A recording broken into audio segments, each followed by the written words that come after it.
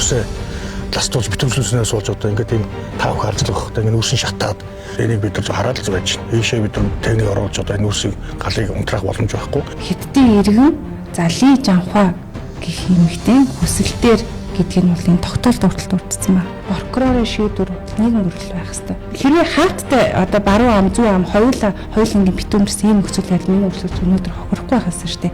Одоо өдөр 140 сая төгрөгийн алдагдал үүсэж байгаа энийг одоо хянаар үүсэх бай. Нэг их хятад иргэний хүсэл прокурорын тогтоолын хэрэгжилтийн горн өнөөдөр хувийн хэмжлүүдийг сөхрүүлж байгалийн баялаг шатах нөхцөл болж байгаа нь Монголын уул уурхайн салбар дахь прокуроруудын эрх мэдлийн хязгаар хаан тусгай гэсэн асуултыг нэхэхэд хүргэж байна.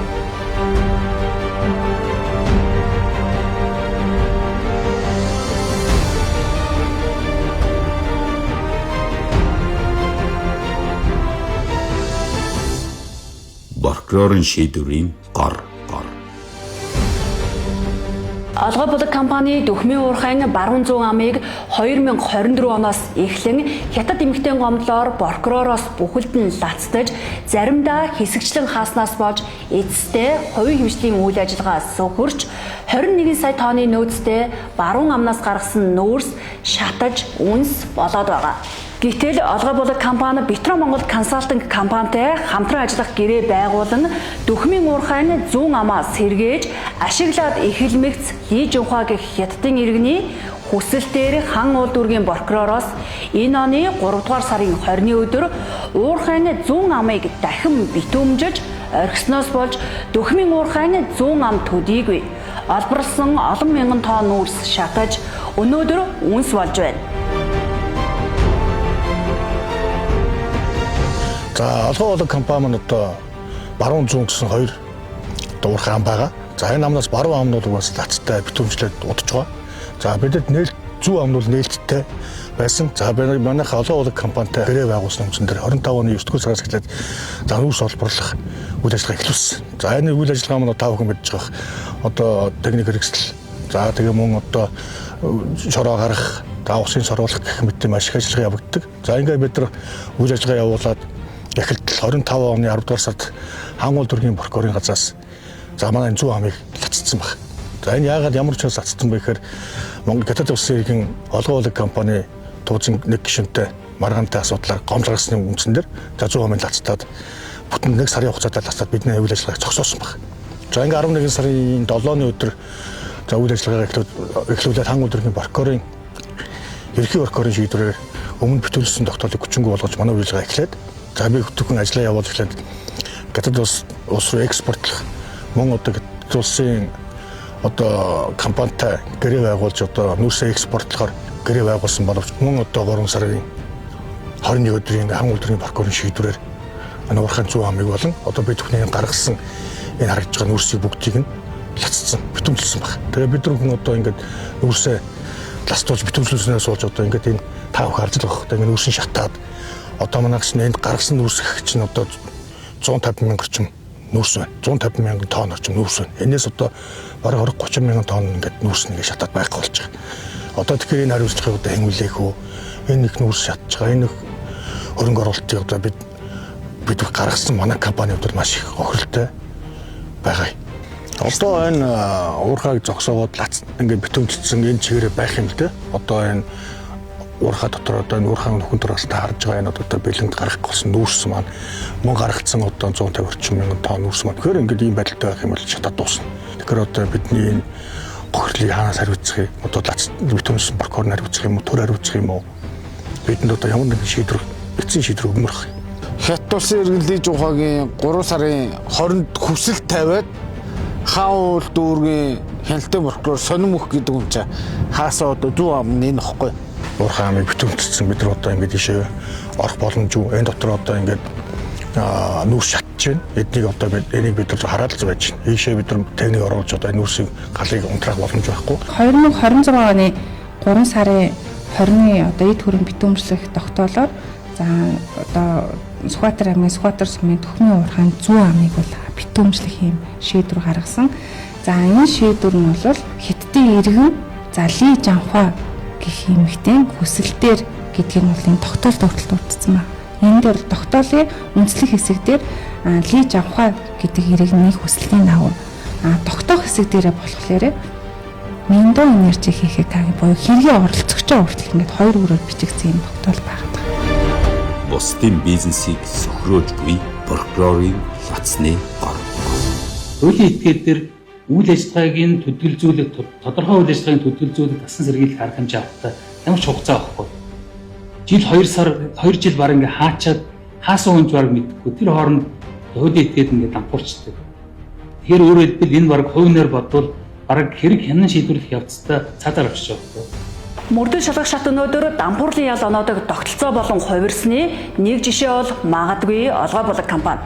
Учир нь бүгд найрамдах Хятад ард улсын иргэн Ли Жухагийн эмэгтэйн өргөдөл гомдлоор дөхмийн уурхаага прокуроруудад бүхэлд нь хэсэгчлэн лацдуулж явсаар олгой булаг компани мөнгө санхүү үйл ажиллагаа нь сөхөрсөн бол тус компанитай хамтран ажиллах гэрээ байгуулан дөхмийн уурхайн зүүн аман дээр ажиллаж байсан Битро Монгол консалтинг компани хохирч ихэлсэн байна.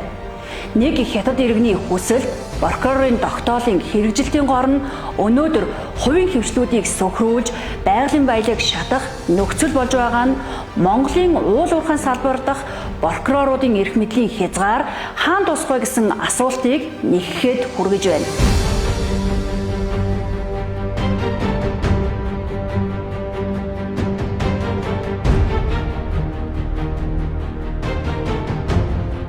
Тодруулбал Хятадын иргэн Ли Жухагийн хүсэлтээр прокурорын байгууллага дөхмийн уурхайн зүүн амыг лацдаж хааснаас олгой булаг компанитай хамтран ажиллах гэрээ байгуулан дөхмийн уурхайн хаалттай байснаас үүссэн татварын өр хөрс худалт зэрэгт 20 орчим тэрбум төгрөг зарцуулан дөхмийн уурхайн зүүн аман дээр ажиллаж байсан Битро Монгол консалтинг компани хохирч зээлийн хүү тоног төхөөрөмжийн түрээс ажилчдын цалин зэрэг зардалд өдөрт 140 сая төгрөгийн алдагдал хүлээж зүүн амнаас ил гаргасан 150 мянган тонн өрсч шатаж дуусах нөхцөл бүрджээ.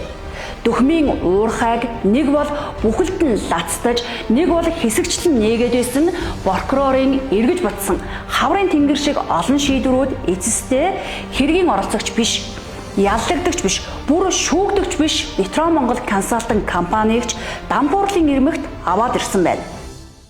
За манай урьдчилагч нь олгой булаг ХХК буюу Сүхбаатар аймгийн Сүхбаатар сумын дөхмийн уурхайтай хамтран ажиллах гэрээг бол 5 сарын 1-ний өдөр бол байгуулсан. За хамтран ажиллах гэрээг байгуулах тухайн цаг үед бол баруун ам битүүмжлэлтэй, за зүүн ам нээлттэй юм байсан. Тэгэхээр бидний зүгээс бол үйл ажиллагаа боломжтой нөхцөлд тулгуурлаж нүүрс олборлохын тулд зүүн амд л хөрс хуулалт, ажилчдын байр, хоол, техник, тоног төхөөрөмж нүүрс олборлоход бэлтгэл ямар ажиллагаа хийх бүх ажлууд зориулагдаж нийтдээ өнөөдрийн байдлаар бол 20 тэрбум орчим төгрөгийн хөрөнгө оруулалт хийсэн байна. За үйл ажиллагаа зогсоосод болоод бол цаг минут секундээр хэмжих хэмжээний алдагдлыг манай урьдчилагч хүлээж авав. За нэгдүгээрт бол уул уурхайн компани одоо техник тоног төхөөрөмжийн түрээс за хөрөнгө оруулалтын зардлыг алдангууд за ажилтны цалин хөлс зэрэг одоо өдөр тутам 140 сая гаруй төгрөгийн алдагдлыг манай урьдчилагч хүлээж байна. 150 мянган тонн одоо уурхай ил ам дээр гарсан байгаа. Нүүрс нь маань 70 орчим мянган тонн нүүрс маань шатцсан. За энэ шатсан нүүрсний одоо өнөөдрийн зах зээлийн үнэлгээгээр бол 3 тэрбум гаруй төгрөгийн хохирол учирчаад байна. За мөн үлдэгдэл нүүрс маань бас шатгах бэлэн байдалтай байна. За энэ нүүрс шатах юм бол бас 3 гаруй тэрбум төгрөгийн хохирол үсний хамтран ажиллах гэрээгээр манайх маш сайн биелүүлж байгаа. За тэгтэл одоо олгой булаг компани тууз нэг гишүүнтэй Гатулсын иргэн Ли Жухаа хэмэгтэй одоо маргаантай гэдэг үгнээс за тэр 3 хувьцаа эзэмшигч бол манай компанид одоо ингээд нэг хохироож энэ одоо уурхай ингээд лацдаж битүүмжилж одоо бид хүн ажиллагаа зогсоос нь одоо бид хүн дөрвийг бас хэлмэгдүүлсэн. Бид хүнийг маш ихээр хохирослол үйл ажиллагаа болж байгаа гэж ойлгож байна. Хятад эмэгтэйн хүсэлт прокурорын лац болон хувирчээ. Хятад иргэний гомдлоор яллагдагчаар татагдаад буй Эрдэнэ гол олгой булаг компани нийт энгийн хувьцааны ердөө 24% л эзэмшдэг бие даасан эд хөрөнгийн эрхтэй эрхцэн этгээд харин эрүүгийн эрх хянан шийдвэрлэх тухай хуулийн 21-ийн 2-ын 1-д зөвхөн яллагдагчийн эд хөрөнгийг хохирлын хэмжээгээр л битүүмжилж болох агуулгатай заалт бий. Гэтэл олгой булаг компани нэг хувьцаа эзэмшигч Эрдэнэ Хятадд бүртгэлтэй Минду Энержи компанид 9 тэрбум төгрөгийн хохирол учруулсан байж болзгүй гэх хэрэгт хохирол нөхөн төлөвлөхөд хамгийн багадаа 400 гаруй тэрбум төгрөгөөр үнэлэгдэх 21 сая тонны нөөцтэй баруун амыг л битүүмжлэхэд хангалттай хүрэлцгүйц байхад 1.2 их 80 төгрөгөөр үнэлэгдэх дөхмийн уурхайг яагаад бүхэлд нь битүүмжилж эрүүгийн хэрэг хянан шийдвэрлэх ажиллагааны оролцогч яллагдагч шүүгдэгч биш Петро Монгол консалтинг компанийг прокурорын байгууллага хохирох болов гэдэг нь анхаарал татж байгаа юм. Прокурорын шийдвэр одоо төрийн эрх бүхий байгууллагын шийдвэр бол нийгэм гөрөл байх хэвээр нэг л байх хэвээр. Гэтэл анх хамтраас гэрээ байгуулах үед зүүн амны хэлттэй баруун ам бол одоо битүүмжсэн байдалтай нөхцөл байдал миний өөрчлөлтөж хөрөнгө оруулалт хийсэн. Гэтэл яагаад энийг дахин нээгээд эсвэл нэг хамгаалалт дүүргийн прокурор нэг өөрчлөгдөхөөрөө за энэ бол баруун амыг битүүмжсэн үндэслэлтэй зүүн амыг битүүмжсэн үндэслэлгүй гэдэг юм шийдвэр гаргадаг. За эсвэл дахиад нэг прокурор хяналтын прокурор нэг хэргийн хяналтын прокурор солигдохороо дахиад эд хөрөнгийг битүүмжилж байгаа юм олон нүртэй юм бол баримт харагдаж байгаа. За эд хөрөнг битүүмжлэх арга хэмжээ маань эрүүгээр хянан шийдвэрлэх тухай хуулийн 21-2-1 заасан хоёрын шаардлага байгаа тий. Хохирогчийн одоо хууль ёсны эрх ашгийг хамгаалах хохирлыг нөхөн төлөвлөх ийм л үндэслэл. Баруун амыг одоо битүүмжсэн энэ битүүмжийн арга хэмжээний өөрөөр хэлэх юм бол энэ гэмт хэрэг төвчүүлсэн хор хохирлыг нөхөн төлөх хангалттай хэмжээний нөөцтэй өөрөөр хэлбэл хангалттай байна. Гэтэл яагаад одоо Ли Жонхай гих одоо хүсэлтийн дагуу тий хяналтын прокурор өмнөх одоо битүүмжсэн эд хөрөнгө битүүмжсэн тогтоолыг ингээд өөрчлөөд байгаа нь үндэслэлгүй хитрхи Ли Жонхай юм уу Минду Энержи гэдэг компани эрх ашгийг хамгаалсан субъектив шинжтэй нөхцөл байдал харагдаад байгаа. Хэрвээ хаалттай одоо баруун ам зүүн ам хоёулангийн битүүмжсэн ийм нөхцөл байдал миний өөрчлөлт өнөөдөр хохирохгүй байхаас шүү дээ. Ийм их хэмжээний 20 тэрбумын хөрөнгө оруулалтыг хийх шаардлагагүй байсан. Гэтэл яа нэгэд хаагаад байгаа энэ үйлдэлээс олж миний өрсөлдөгч бол хохирч байна. Анх гэрээ байгуулахдаа одоо бүх амын хоёр амыг лацтаад мөн одоо гарсан нүүрсний лацтаад ийм байдалд хүрнэ гэж бодоагүй. Одоо бид энэ бол бас эцсийн шатанд хүрчихэд байна. Бидэнд одоо ямар нэгэн гаргалгаа алга болчиход одоо бид хаана хандхаа мэдэхгүй л чинь бүх газар хандсан бол одоо эцсийн шийдвэр гаргаж өгөөгүй л байна. Ер нь энэ асуудал дээр одоо хөрөнгө оруулалт хийснийхээ төлөө хохироод байна. Үйл ажиллагаагаа сэргээгээд энэ битүүмжлэлийг нь арилгаж өгөөч гэдээ хуулийн хэлтийн байгууллагт хандсан зүйл байгаа болов.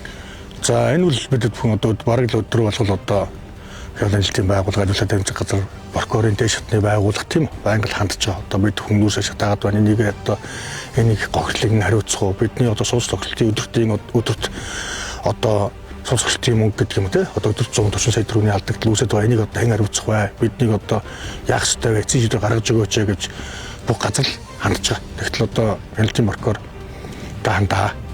Тэгээд өөр ямар нэгэн эцсийн шийдвэр бидэнд одоо өгсөн юм өнөөдөр алгал. Прокурорын лацны цаадах хятад эмэгтэй. Дөхмийн уурхайг хүсэлтээрээ хаалгаж буй Хятадын иргэн Ли Жонхайг чинь Монгол улсын нэр бүхэн иргэдийг олон нийтэд муулж төлбөртэй хэвлэлийн хурлыг хийдэг нэгэн. Тэгвэл үзэл бодлоо чөлөөтэй илэрхийлэх, үг хэлэх, хэвлэл нийтлэх эрх бол Монгол улсын үндсэн хуулиар Монгол улсын иргэнийг баталгаатай эдлэх эрх чөлөө гэдгийг хэлмээр байна. Цаашлаад энэхүү төлбөртэй мэдээллүүд нь үндэсний эм нэгдлийг хагалган бутаргах, эргүү хэрэгдэж хамаарч болзошгүй үйлдэл юм. Үүгээр зогсохгүй олгой булаг компанитай анх хятад эмэгтэйг холбож өгсөн чимэд сүрэнгийн үүрэг даалгавраар нэр бүхий этгээдүүд дөхмийн уурхайн орох гарах бүх хөдөлгөөнийг хааж хэвэн үйл ажиллагааг нь алдагдуулж танхаарсан хэрэгт шүүх шийтгэл оногдуулж байжээ. Өнгөрсөн оны 11 сард бид чинь нөгөө прокурорын тогтоолоор хаан улдрын ерхий прокурорын тогтоолоор манай уурхай гэж нь битүүмжлэлийн хүчингү болгоод ажилласан шүү дээ. За энэ үед нь үлдэн хүмүүс гэж одоо манай энэ уурхайн замыг хаа. Тийм одоо энэ тав харгалах гарахад одоо ингээд зам дээр хаалт тавьчихсан байгаа. За манай Лацэзэл Бадар ирээд одоо бид түүний ажиллагаа явуулахгүй бахан тань бүлээх залуучууд ирээд зам хаана жолоочийг оруулж гаргахгүй нүүрсээ тээвэрлжийг зогсоон. Энэ асуудал нь бид цагдаагийн байгуулалт гомдлогооч шалгуулад зуршил хэрэгээр нөгөө үлдэн хүмүүс харамжид тооцогдсон мөнгө гэмтргээ шалгагдаад шийдэгдсэн байна. Энэ зоон татчаад байгаа. Эний цаана байгаа энэ кемпүүд нь одоо хятад ард улсын иргэн Ли Жунхва гэдэг хүний өмчлөх болж таарад байна уу? Тийм тэгээд одоо бид өөрсдөө энд буучаад одоо манай энэ замаар явуулахгүй гэж хаасан байна. Тэгэхээр одоо яах вэ? Хятад Оросын иргэн бүхэл бүтэн аймгийн засаг даргын баталж өгсөн маршрутаар энэ замаар явуулахгүй гэж хувийн өмч мөрт ингээ хандаад иж болох юм. За энэ хөвөлтэй бид өөрсдөө энэ талбай худалдаж авч байгаа юм байна л энд. Тэгэхээр худалдаж авсан талбай дээр одоо бид өөрсдөө явуулахгүй гэдэг л шийдвэр гаргасан. Тэгэхээр бид нар энэ замаараа гараад ахиж одоо бэлчээр бас талхаж зам гаргахгүй гэнэгээр явж болохоор байсан болж энэ замыг хаасан баг. Хятад иргэний Аашагийн цаанд улс төрд нөлөөтэй хэн нэгэн байна уу? Эсвэл цагаан дээр хараар бичсэн эрүүг хэрэг хянан шийдвэрлэх тухай хуулийг нэг мөр хэрэглэхгүй хэд нэг талыг барьсан субъектив хандлага гаргаж байгаа эрхэм прокуроруудад учир байна уу гэх хандлага төрж байгаа юм. Тиймээс Монгол улсын иргэдийн аж ахуй нэгж компаниудын цаашлаад Монгол улсын өмч хөрөнгө үнгүйдэж үнс болж байгаа асуудалд Монгол улсын хууль цаазын тэргүүн зөвлөх Монгол улсын ерөнхий прокурор Жаргал сайхан та анхаарал хандуулах болсныг энд тодтогч байна.